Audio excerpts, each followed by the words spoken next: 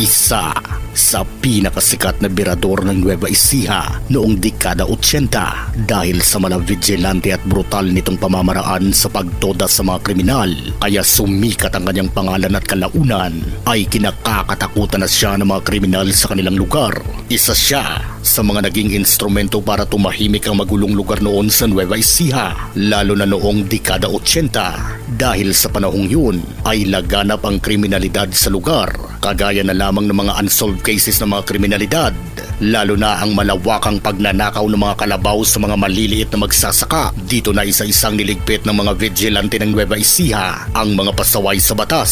Sino mag-aakalang ang isang nobelista, direktor, producer, comics writer at police patrolman ay may tinatago pa lang isang madilim na lihim bilang isang kilabot na berador ng Nueva Ecija. Siya si Henry S. Cruz o mas kilala sa alias Pogi. Ipinanganak noong April 30. Walang malinaw na detalye ng taon ng kanyang kapanganakan. Galing umano sa pamilyang may kaya sa buhay ang angka ni Henry na tubong Pampanga, kung saan naging vice mayor ang kanyang ama sa isa sa mga bayan nito.